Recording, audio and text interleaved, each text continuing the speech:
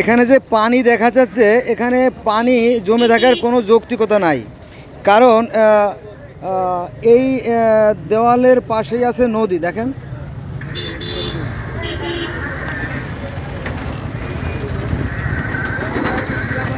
এখানে পানি জমে থাকার কোনো যৌক্তিকতা নাই, কারণ আছে এই দেওয়ালের পাশে একটা আছে আপনার, একটা চ্যানেল করা আছে যাতে পানি এখানে জমে যায়।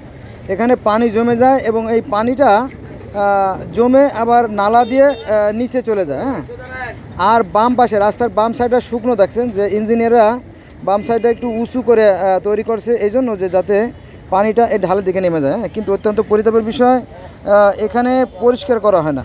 এখানে পরিষ্কার না করার কারণে পানি জমে মহামূল্যবান রাস্তা নষ্ট হয়ে যাচ্ছে এবং কোটি কোটি মানুষের ক্ষতি হচ্ছে। দেখেন এই যে এখানে কিন্তু নালা পরিষ্কার থাকার কথা ছিল।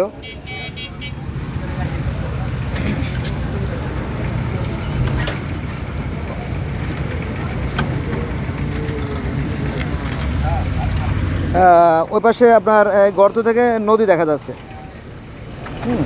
এভাবে তৈরি করা হয়েছে, কিন্তু দুঃখের বিষয় এখানে সংস্কার না করার কারণে, এটা ঠিকমতো সিটি কর্পোরেশন পরিষ্কার না করার কারণে এখানে তার ময়লা জমে আছে। এখানে ঘাস জমে আছে, যে এটা তার প্রমাণ।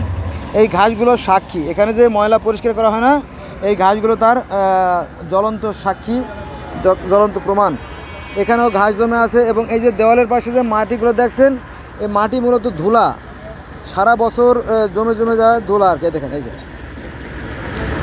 এই পানিগুলো প্লাস্টারের যে নিচের স্তরগুলো আছে এটাকে নরম করে দেয়।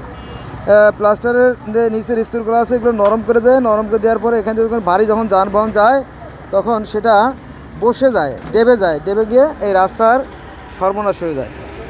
অথচ এমনটা হওয়ার কোনো কথা ছিল না। হ্যাঁ, কারণ পাশেই নদী, এখানে অনায়াসেই নদীতে পানি নেমে যাওয়ার মতো ব্যবস্থা ইঞ্জিনিয়ার করে রাখছে।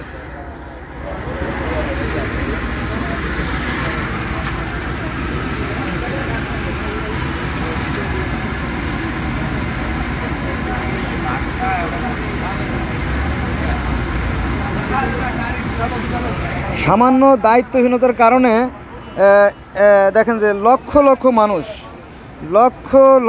মানুষ ভোগান্তির শিকার। আপনারা দেখতে পাচ্ছেন যে এখানে জ্যাম সারা বছরই জ্যাম। এই দেখেন এই হলো আমাদের বাস্তব চিত্র। আমরা বড়ই বিপদের মধ্যে আছি, বড়ই ভয়ঙ্কর অবস্থায় আছি আমরা।